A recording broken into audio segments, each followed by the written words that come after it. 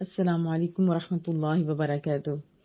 سورہ یوسف آیت 93 سے ابتدا کریں گے۔ اعوذ باللہ من الشیطان الرجیم، بسم اللہ الرحمن الرحیم۔ اذہبوا، تم جاؤ، اذہبوا تم جاؤ بقمیصی میرا پیراہن، میری قمیص لے کر، میرا کرتا لے کر، ھذا یہ، فالقوہ پس ڈال دینا اس سے، فالقوہ پس ڈال دینا اس سے، کس کو؟ اس قمیص کو۔ کدھر ڈال دینا؟ علی وجہ، وجہ کہتے ہیں چہرے کو، رخ کو، چہرے پر ڈال دینا۔ کن کے؟ ابی میرے باپ کے چہرے پر۔ اذهبوا بقمیصی ھذا فالقوہ علی وجہ ابی، میرا یہ کرتا یا قمیض یا پیراہن ساتھ لے جائیے اور اس سے میرے باپ کے چہرے پر ڈال دینا۔ ہوگا کیا؟ یاتی وہ ہو جائیں گے، بصیرا بینا دیکھنے والے، بصارت والے۔ وَأْتُونِی اور لے آؤ، بِأَہْلِکُم اپنے اہل و عیال کو، اپنے گھر والوں کو، اجمعین سب، اور جا کر میرے پاس اپنے سب اہل و عیال کو لے آؤ۔ ولما جب فصلت روانہ ہوا، فصلت روانہ ہوئے، جدا ہوئے، عیر و قافلہ، پیچھے ہم اس کی وضاحت پڑھ چکے ہیں۔ اور جب قافلہ مصر سے روانہ ہوا، اب باپ کدھر ہیں؟ کنعان میں، حضرت یوسف کدھر ہیں؟ مصر میں۔ اب کنعان کے اندر قال فرمایا، ابوہم ان کے باپ نے، حضرت یعقوب علیہ السلام جو کنعان میں تھے، انہوں نے فرمایا، انی بے شک میں، لاجدو میں سونگ رہا ہوں یا میں پاتا ہوں، ریح خوشبو کو، ریح کو، مہک کو، یوسفہ حضرت یوسف علیہ السلام کی۔ تو ادھر کنعان میں ان کے باپ نے فرمایا، میں تو حضرت یوسف علیہ السلام کی خوشبو سونگ رہا ہوں، لولا اگر نہ آن تفندون، آپ مجھے، تفندون کا لفظ معنی ہوتا ہے کہ جس میں یعنی ہوتا ہے جس میں سچ نہ ہو، جس میں مطلب بہت پریشان ہو اور صحیح بات اگلا نہ سمجھ سکے، یعنی بے وقوف جس کو کہا جا سکتا ہے، یعنی جھوٹ ہے، کمزور، آج جہالت یا غم، کچھ بھی آپ اس کے بارے میں کہہ سکتے ہیں۔ ان تفندون مجھے بے وقوف خیال کرو، لولا ان تفندون اگر تم مجھے بے وقوف خیال نہ کرو، یعنی بہکا ہوا خیال نہ کرو، مناسب ورڈ مجھے مل نہیں رہا۔ قالو انہوں نے کہا، جو گھر والے تھے انہوں نے کہا، تاللہ بخدا، انکا بے شک آپ، لفی ضلالک القدیم اپنی پرانی محبت میں ابھی بھی مبتلا ہیں۔ کیا کہا؟ جیسے بزرگوں کو کہا جاتا ہے، بابا جی آپ تو ایسے، تو انہوں نے بھی یہی کہا والد محترم کو کہ آپ اپنی اس پرانی محبت میں مبتلا ہیں۔ فلما پس جب جا البشیر خوشخبری سنانے والا آ پہنچا، القاہ اس نے ڈالا وہ، علی وجہہ آپ کے چہرے پر۔ اور جو خبر لے کے آیا تھا نا خوشخبری، اس کے بارے میں یہ ہے کہ یہودا جو تھے ان کے بڑے بھائی، انہوں نے کہا تھا کہ انہوں نے تو بچنے کے لیے پہلے تدبیر بھی کی تھی نا کہ آپ اگر اس کو دور ہی پھینکنا چاہتے ہیں، مارنا چاہتے ہیں تو دور پھینک دیں، یعنی یہ کوئی ایسا حل نکالیں کہ حضرت یوسف علیہ السلام قتل نہ کیے جائیں۔ اور پھر جو پیراہن تھا جس کے اوپر وہ جھوٹ موٹ کا بلڈ وغیرہ لگا کے لے کے آئے تھے، وہ بھی لکھا جاتا ہے کہ وہی لے کے آئے تھے۔ تو آج انہوں نے کہا تھا کہ خوشخبری بھی میں ہی لے کے جاؤں گا۔ تو وہ بات ہو رہی ہے کہ جب خوشخبری سنانے والا آ پہنچا تو اس نے وہ پیراہن آپ کے چہرے پر ڈالا، فرتضا تو وہ فوراً ہو گئے، یعنی لوٹ آئی ان کی بینائی، بصیرہ بصارت۔ جب پیراہن آپ کے چہرے پر ڈالا گیا تو وہ فوراً بینا ہو گئی۔ یہاں سے بھی پتہ چل رہا ہے واضح طور پہ کہ پیراہن کی وجہ سے جو بصیرت تھی وہ لوٹ آئی۔ رسول اللہ صلی اللہ علیہ وسلم کے بال مبارک سے، جن کو منہ مبارک بہت عقیدت سے کہا جاتا ہے، پھر جس میں پانی پیتے تھے، پھر ان کا کرتا مبارک جو تھا، ان سے بھی لوگ شفا لیتے تھے۔ انشاءاللہ وضاحت میں جاننے کی شارٹ طور پہ کوشش کریں گے۔ قال آپ نے فرمایا علم اقل لکم کیا میں نہیں کہا کرتا تھا تم سب کو. قال علم اقل لکم آپ نے فرت مسرت سے خوشی سے کہا دیکھو کیا میں نہیں کہا کرتا تھا تمہیں انی عالم بے شک میں جانتا ہوں من اللہ من سے اللہ کے دیے ہوئے علم سے ما لا تعلمون جو تم نہیں جانتے. آپ نے بڑی مسرت سے کہا کہ میں نہیں کہا کرتا تھا تمہیں کہ میں جانتا ہوں اللہ کے دیے ہوئے سے یا جتانے سے جو تم نہیں جانتے. قالو بیٹوں نے عرض کیا یا بانا اے ہمارے والد محترم استغفر لنا ہمارے لیے مغفرت طلب کیجیے ذنوبنا ہمارے گناہوں کی انا بے شک ہم تھے خواتین خطاوار تھے ہم لوگ غلطی پر تھے.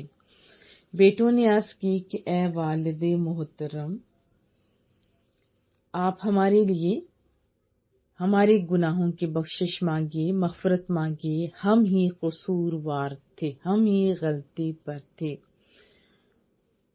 قال فرمایا سوف ان قریب استغفر میں مغفرت طلب کروں گا. استغفار ہوتا ہے مغفرت طلب کرنا بخشش مانگوں گا لکم تمہارے لیے ربی اپنے رب سے. فرمایا ان قریب تمہارے لیے اپنے رب سے مغفرت طلب کروں گا. اور قرآن کریم میں ہم پڑھ کے آ چکے ہیں اللہ تعالیٰ کو حکم ہے کہ جب بھی تم ایسے کوئی غلطی کر بیٹھے تو میرے رسول اللہ کے دربار میں آئیے آپ بھی مغفرت مانگیں اور آپ خود بھی مغفرت مانگو تو اللہ کو تواب الرحیم پائیں گے. اس کی وضاحت بھی ہم پڑھ چکے ہیں نا یاد آیا. انہو ہوا بے شک وہی غفور الرحیم بہت زیادہ بخشنے والا رحم فرمانے والا ہے. فلما پس جب داخلو وہ روبرو ہوئے داخل ہوئے جب وہ جاتے ہیں مصر کے اندر حضرت یوسف علیہ السلام کے پاس علی یوسف حضرت یوسف علیہ السلام کے پاس آوا آپ نے جگہ دی آپ نے پناہ دی آپ نے مہمان نوازی کی آپ نے بٹھایا الیہ اپنے پاس ابویہ اپنے والدین کو اپنے ماں اپنے باپ کو اپنے والدین کو. پھر جب وہ حضرت یوسف علیہ السلام کے روبرو ہوئے یا حضرت یوسف علیہ السلام کے پاس پہنچے تو حضرت یوسف علیہ السلام نے اپنے والدین کو اپنے پاس بٹھایا وقالا اور انہیں کہا ادخلوا داخل ہو جو مصر میں انشاءاللہ اگر اللہ نے چاہا آمینین خیر و عافیت سے رہو گے. باہر آئے تھے نا اپنے والد محترم کو ریسیو کرنے کے لیے استقبال کرنے کے لیے یہی الفاظ بھی بتا رہے ہیں. اور پھر یہ بتایا کہ مصر اب ظاہر حکمران تھے وہاں جائیں گے تو آپ خیر و عافیت سے امن سے بے خوف رہیں گے. ورفع ابویہ یہاں پہ بہت بڑی بات ہے ایک اقتدار والے شخص اپنے والدین کے ساتھ کیسے سلوک کرتے ہیں اور آج کل ہم کیا کرتے ہیں یہ بھی لمحہ فکریہ ہے. ایک پیغمبر ہیں ایک علم والے ایک ادب والے آپ نے اپنے والدین کو بٹھایا ورفع ابویہ اور آپ نے اپنے والدین کو بٹھایا. رفع تو آپ ایسے کہتے بلندی کو کہا جاتا ہے نا. رفع اونچا بٹھایا یعنی بلند جگہ پہ بٹھایا. جیسے ہم لوگ بھی اکثر زبان استعمال کرتے ہیں نا عرفہ اعلیٰ بلند یہ تو اردو سے لیٹ کریں گے تو انشاءاللہ آپ کو زیادہ اچھے طریقے سے آئے گا. اور آپ نے بٹھایا اپنے والدین کو بلند جگہ پہ علی العرش تخت پر. اور جب شاہی دربار میں وہ پہنچتے ہیں تو آپ نے اپنے والدین کو تخت پر اچھے انداز میں بٹھایا. وخرو اور وہ گر پڑے لہو آپ کے لیے سجدہ سجدہ کرتے ہوئے. پہلے جو امتیں تھیں ان کے اندر سجدہ تعظیمی جائز تھا. سجدہ عبادت تو ازل سے ابد تک صرف اللہ کو ہی کیا جاتا ہے لیکن پہلی امتوں کے اندر سجدہ تعظیمی جیسے جھک کے کرنا اس طرح جائز تھا لیکن رسول اللہ صلی اللہ علیہ وسلم کی امت میں سجدہ تعظیمی بھی منع کر دیا گیا. سلام کرنا اور بزرگوں کے ہاتھ چومنا یہ تقریباً جائز ہے. وقالا اور حضرت یوسف علیہ السلام نے فرمایا یا ابتی اے میرے والد محترم ھذا تعویل یہ تعبیر ہے رویا یا میرے خواب کے وہ بچپن میں خواب دیکھا تھا. اللہ کو تو فیوچر کا سارا پتہ ہوتا ہے وہ خواب بچپن میں دکھایا اور آج تعبیر 40 ایئر کے بعد۔ حضرت یوسف علیہ السلام نے یہ منظر دیکھ کے فرمایا، اے میرے والد محترم، یہ میری خواب کی تعبیر ہے، من قبل جو عرصہ دراز جو پہلے میں نے دیکھا تھا، قد جعلہا اسے کر دکھایا، ربی میرے رب کریم نے، حقا حق سچ، تو میرے پروردگار نے اسے سچ کر دکھایا، حق کر دکھایا۔ وقد احسن اور بے شک اس نے احسان کیا، اس نے بڑا کرم کیا، اس نے بڑا فضل کیا، بی مجھ پر، اذ جب اخرجنی اس نے مجھے نکالا، کہاں سے؟ دکھ اس ٹائم یاد آتے ہیں جب کوئی اپنا ملتا ہے۔ بچہ بھی تب روتا ہے نا جب کوئی ماں باپ سامنے ہو یا کوئی چپ کرانے والا، ورنہ آنسو بھی خشک ہو جاتے ہیں۔ تو یہاں پہ فرمایا کہ اللہ نے یہاں احسان جتایا جا رہا ہے کہ وہاں مشکلوں سے میں باہر اس طرح نکلا تھا، من السجن قید خانے سے، اور اس نے مجھ پر بڑا کرم فرمایا جب اس نے مجھے قید خانے سے نکالا، وجاء اور لے آیا، بکم تم میں، من البدوی صحرا سے۔ جو لفظ بدو ہے نا، اس کے لفظی معنی ہوتے ہیں ظاہر ہونا، اس لیے ہر وہ مقام اور جہاں سب چیزیں ظاہر ہوں انہیں بدو کہا جاتا ہے، جیسے بدو بھی کہا جاتے ہیں، جنگل میں سب چیزیں کھلی و ظاہر ہوتی ہیں نا، اسی انہیں بھی کہا جاتا ہے۔ پھر فرمایا صحرا سے وہ نکل آئے، وجاء بکم من البدوی اور لے آیا تمہیں صحرا سے، من بعدی اس کے بعد، وجاء بكم من البدو من بعد ان نزغ الشیطان بینی و بین اخوتی۔ نزغہ کا معنی ہوتا ہے فساد ڈلوا دیا، ناچاکی کروا دی، یعنی رنجش ڈلوا دی۔ بدوی کی جس میں آپ کو بتا چکی ہوں، صحرا سے، اور لے آیا تمہیں صحرا سے اس کے بعد کہ شیطان نے میرے درمیان اور میرے بھائیوں کے درمیان ناچاکی ڈال دی تھی۔ میرے بھائیوں، تم نے یہ کیا، تم نے یہ کیا، ایسا کچھ بھی نہیں کہا۔ فرمایا کہ ناچاکی ڈال دی تھی شیطان نے، بینی میرے درمیان، و بین اخوتی اور میرے بھائیوں کے درمیان۔ اس کے بعد کہ شیطان نے میرے درمیان اور میرے بھائیوں کے درمیان ناچاکی ڈال دی تھی، ان ربی بے شک جو میرا رب ہے نا، کتنی پیار والی بات ہے، ہر ٹائم رب یاد ہے، ان ربی بے شک میرا رب۔ یہی اہل ایمان کا طریقہ ہے، وہ کیا ہے؟ لطیفن، بڑا لطف و کرم فرمانے والا ہے، بڑا لطیف ہے، بڑا عمدہ تدبیر کرنے والا ہے، لما یشا جس کے لیے چاہتا ہے۔ بے شک میرا رب بڑا لطف و کرم فرمانے والا ہے جس کے لیے وہ چاہتا ہے۔ انہو بے شک وہ، یقیناً ہوا وہی، علیم الحکیم سب کچھ جاننے والا بھی ہے اور حکیم ہے، حکمت والا ہے، بڑا ہی دانا ہے۔ کون؟ رب کریم۔ سوچ سکتا تھا کوئی بندہ کہ پہلے تو قتل کی سازش ہوتا، تو اگر موت مقدر میں ہوتی تو قتل ہو چکے ہوتے، لیکن اللہ نے بچانا تھا، اور کہاں ڈالا گیا؟ کنویں کے اندر۔ اور پھر کنویں سے نکلنے کا سبب کیا ہوا؟ پانی کی طلب لوگوں کی، اور پھر وہاں سے بھائیوں نے ادنا سی قیمت لی، کیونکہ آنکھوں سے اوجھل کرنا مقصود تھا نا، بیچنا تو نہیں تھا۔ ایک حسین، ایک خوبصورت بچہ، پھر بولیاں لگتی ہیں، پھر کہاں کہاں ایک بادشاہ کے گھر میں پلتے ہیں عزتوں اور نازوں کے ساتھ، اور پھر جیل میں جاتے ہیں، پھر جیل سے عزت کے ساتھ نکلتے ہیں، شانوں کے ساتھ نکلتے ہیں۔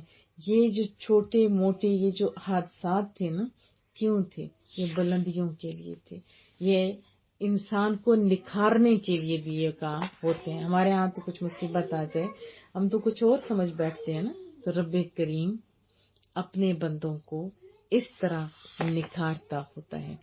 وضاحت جان لیتے ہیں ان آیات میں۔ ایک تو قمیص کا تذکرہ جو حضرت یوسف علیہ السلام نے پہنی ہوئی تھی اور وہ اتار کے بھائیوں کو دی کہ یہ جائیے میرے والد محترم کے چہرے پہ ڈالیے، ان کی بینائی لوٹ آئے گی۔ اس قمیص کے بارے میں ایک روایت یہ بھی ملتی ہے کہ یہ جنتی قمیصوں میں سے ایک قمیص ہے جو کہ حضرت ابراہیم علیہ السلام کو دی گئی جب وہ آگ میں ڈالے گئے تھے، تو اللہ نے ان کو بچا لیا۔ پھر حضرت یعقوب تک یہ نسل در نسل آئی، پھر حضرت یعقوب علیہ السلام نے جیسے تعویذ ہوتے ہیں نا، ایسے کر کے گلے میں ایک نلکی سی جیسے ہوتی ہے وہ بنا کے وہ کر کے، یہ بھی آتا ہے کہ دیے اور وہ گلے میں ڈالی حضرت یوسف علیہ السلام کے، جب کنویں میں ڈالا گیا، جب قید میں ڈالا گیا، تو یہ آپ کے پاس ہی، اور اب وہی جو نلکی کے اندر قمیص تھی وہ نکال کے حضرت یوسف علیہ السلام نے اپنے بھائیوں کے حوالے کی. یہ بھی ایک روایت ملتی ہے. اور دیکھیں جسموں کے ساتھ ٹچ کی ہوئی جو قمیض ہے، اب اس کے بارے میں دیکھیں قرآن کریم میں تو پتہ چل گیا کہ تبرکات سے فائدہ ہوتا ہے. احادیث سے بھی ہمیں پتہ چلتا ہے، بہت ساری احادیث میرے پاس موجود ہیں. جیسے حضرت ام جندب رضی اللہ تعالی عنہا فرماتی ہیں کہ میں نے رسول اللہ کو دیکھا، آپ نے قربانی کے دن بطن واتی کی جانب سے جمرہ عقبہ کی رمی فرمائی. جب آپ نے رمی کی فارغ ہوئے واپس تشریف لاتے ہیں تو خشم قبیلے کی خاتون ہے، آپ کے پاس ایک بچہ تھا، وہ دوڑتی ہوئی آئی، عرض کی کہ محبوبہ میرے گھران میں تو ایک ہی بچہ رہ گیا، اس پر بھی کچھ اثرات ہیں، لیکن یہ بولتا نہیں اثرات کی وجہ سے. یہ سنا تو رسول اللہ صلی اللہ علیہ وسلم نے تھوڑا سا پانی منگوایا، صحابہ نے پانی پیش کیا تو رسول اللہ نے اس پانی سے دونوں ہاتھوں کو دھویا، منہ میں پانی لے کر کلی کی اور اس عورت سے فرمایا یہ پانی اس بچے کو پلا دیا کرو اور کچھ اس کے اوپر چھڑک دیا کرو، اللہ تعالیٰ سے اس کے لیے شفا طلب کرو. تو حضرت ام جندب جو بتاتی ہیں وہ فرماتی ہیں کہ میں نے بھی اس عورت سے ملاقات کی اور تھوڑا سا پانی لینے کی ریکویسٹ بھی کی، لیکن اس عورت نے جواب دیا یہ میرے بچے کے لیے تو میں نہیں دے سکتی. حضرت ام جندب فرماتی ہیں کہ دوسرے سال جب اس عورت سے ملاقات ہوتی ہے تو میں نے دیکھا اس کا بچہ صحت مند، ذہین اور عقل مند تھا. بحوالہ ابن ماجہ. پھر ام المومنین حضرت ام سلمہ رضی اللہ تعالی عنہا کے پاس رسول اللہ صلی اللہ علیہ وسلم کے منہ مبارک تھے، جنہیں آپ چاندی کی ایک ڈبیا میں رکھا ہوا تھا. لوگ جب بھی بیمار ہوتے تو وہ ان گیسوں سے برکت حاصل کرتے اور ان کی برکت سے شفا طلب کرتے. رسول اللہ صلی اللہ علیہ وسلم کی گیسوں کو پانی کے پیالے میں رکھ کر وہ پانی تھوڑا ہلاتے تھے نا، اور پھر وہ پلایا جاتا تھا تو انہیں شفا ملتی تھی. اس کے علاوہ رسول اللہ صلی اللہ علیہ وسلم کا وہ جو پیالہ مبارک تھا جس میں آپ پانی پیا کرتے تھے، اس کو بھی لوگ نہیں، صحابہ کرام جنہوں نے دین رسول اللہ سے سیکھا تھا اس کے اندر پانی پیتے تھے، شفا ملتی تھی. اسی طرح رسول اللہ صلی اللہ علیہ وسلم کا جبہ مبارک بھی تھا. اور حضرت عبداللہ بن عمر وہ بھی فرماتے ہیں، حضرت اسماء کو بتایا کہ حضرت عبداللہ بن عمر وہ تو ریشم کو پسند نہیں کرتے تھے، لیکن جو جبہ مبارک تھا اس کے اندر یہ پوری وضاحت موجود ہے، لیکن میں شارٹ بتاؤں گی کہ تھوڑی تھوڑی جیسے ہوتے ہیں نا وہ ٹاٹ سی پیامن وغیرہ لگا ہوا تھا. بہرحال حضرت اسماء نے کے پاس وہ جبہ کیسے ہے حضرت عائشہ کے تھرو. تو جب بھی کوئی بیمار ہوتا تھا تو اس کا دھون کس کو دیا جاتا تھا؟ بیماروں کو، اور وہ شفا پاتے تھے. یہ صحیح مسلم کے اندر بھی موجود تھے. اور کون پیتے تھے؟ صحابہ کرام. کون؟ جنہوں نے دین رسول اللہ سے سیکھا تھا، وہ جو رسول اللہ صلی اللہ علیہ وسلم کے وضو کا پانی بھی زمین پر ڈلنے نہیں دیتے تھے، پانی کی بھی تعظیم کرتے تھے. تو بہرحال جبہ مبارک سے بھی، منہ مبارک سے بھی، پیالے مبارک سے بھی صحابہ کرام شفا حاصل کرتے تھے. پھر جب ایک دفعہ رسول اللہ صلی اللہ علیہ وسلم نے عمرہ وغیرہ کیا تو بال مبارک جب اتروائے تو سارے دوڑے تھے. اور حضرت خالد بن ولید نے جو فرنٹ والا پارٹ ہوتا ہے نا وہاں کے بال لیے اور انہوں نے اپنی ٹوپی کے اندر سلوائے. جہاں بھی جاتے تھے تو وہ ٹوپی کو ساتھ رکھتے تھے برکت کے حصول کے لیے. اور ایک دفعہ جب غزوہ کے اندر، ایک جنگ کے اندر، جب خالد بن ولید رضی اللہ تعالی عنہ کی ٹوپی گم جاتی ہے تو وہ اب اتنی زیادہ جنگ ہو رہی ہے لیکن وہ ٹوپی ڈھونڈ رہے ہیں، کیونکہ ان کا کیا عقیدہ تھا کہ اس کی برکت سے مجھے کامیابی ملتی ہے. تو جب ٹوپی وہ مل گئی تو سب کو حیرت ہوئی کہ اس پرانی سی ٹوپی. فرمایا یہ اس پرانی نہیں ہے، محبوب کریم نے عمرہ فرمایا تھا، سر منڈوایا تھا، سارے لوگ چھپٹے تھے تو میں نے بھی سبقت لے کے بال مبارک لیے اور اس کے اندر رکھ دیے. اللہ اس کی برکت سے مجھے فتح دیتا ہے. معجم الکبیر کے اندر یہ حدیث طیبہ اور بھی بہت ساری احادیث ہیں جو بہقی کے اندر، مسند امام احمد، دلائل النبوہ، ان کے اندر ساری احادیث موجود ہیں. بہرحال ان چیزوں سے تو ہمیں یہ چیز پتہ چلی کہ برکت بھی حاصل ہوتی ہے. اور دوسری بات کہ ابھی مصر میں ہیں حضرت یوسف علیہ السلام اور کنعان کے اندر موجود ہے والد محترم. اتنی دور سے پتہ چل جاتا ہے کہ مجھے اپنی بیٹی کی خوشبو آ رہی ہے. اور یقیناً آپ کو تو یقین آئے گا، اس کی وجہ یہ ہے کہ ابھی ہم لوگ چلو پہلے تو ہوتا تھا کہ وائر والا تھا فون، تو تاروں کے ذریعے ہم لوگ، جیسے ابھی ہم لوگ دبئی میں ہیں تو اپنی امی اور ابو سے بات کرتے تھے، جیسے ہمارے رشتے دار کوئی یونان میں، کوئی ادھر کو ادھر تھا ہوتا تھا تو لوگ بات کیا کرتے تھے. لیکن دیکھا جائے تو وہ تاریں ہر ایک جگہ سے، تو یہ نہیں کہ ایک پاکستان میں تار موجود ہے اور اس تار کو لمبی کر کے اس بندے کے پاس، ایسے نہیں، بلکہ وہ بھی ایک سسٹم تھا. تو وہ بھی بڑا حیرت انگیز تھا. اور ابھی تو وائرلیس فون ہے. تو اگر یہ انا سا فون جو ہے وہ کونے خدرے میں بندے کو ڈھونڈ لیتا ہے، وہاں تک آواز اور پیغامات پہنچا سکتا ہے، تو اللہ کے نبیوں کی بھی بڑی شان ہے، بڑی ویلیو ہے. اور ان کے پاس بھی یہ جو آپ کے سگنل ہے نا، جو اندھا فون کرتا ہے، اس سے زیادہ بڑے مضبوط سگنل موجود تھے. یہ تو قرآن کریم سے پتہ چلتا ہے. پھر حضرت موسیٰ علیہ السلام کا بھی پتہ چلتا ہے کہ پھر حضرت سلمان کا دیکھیے، اتنے دور سے ایک چونٹی کو دیکھے، آواز بھی سن لی. اور جو تمام انبیاء کی سردار ہیں رسول اللہ صلی اللہ علیہ وسلم، ان کی شان اقدس تو صحابہ سے پوچھیں اور احادیث اندر اگر آپ پڑھ کے دیکھیں تو مزہ ہی آ جاتا ہے کہ کتنی اللہ تعالیٰ نے ان کو قوتیں، طاقتیں دی تھی. وہ یاد ہے جو نماز کے اندر، یہ تو سب جانتے ہیں، ہاتھ اوپر کیا کہ بعد میں جب پوچھا کدھر ہے کہ فرمایا کہ یہ جنت کا ایک پھل تھا، اگر میں اس کو توڑ دیتا تو ساری زندگی ختم ہی نہ ہوتا. یعنی یہاں بیٹھے تو جنتی پھلوں تک ان کی ہاتھ پہنچ جانا یہ بڑی بات ہے. زمین پہ بیٹھے ہوئے آسمان کو فرمایا کہ ادھر ادھر دیکھو وہ فرشتے، اور جنت کا، دوزخ، ہر چیز کا مشاہدہ کرنا. یہ اللہ نے اپنے انبیاء کو بہت بڑی طاقتوں سے نوازا ہوا تھا. تو یہاں پہ اتنی اہم باتیں ہمیں پتہ چلی. اور دوسری بات استغفار کا، یہ انشاءاللہ ٹائم ملتا ہے تو کل اس کی جب اگلی آیات کریں گے تو مزید وضاحت بھی کی جائے گی. اللہ پاک ہمیں عمل کرنے کی، سمجھنے کی توفیق عطا فرمائے.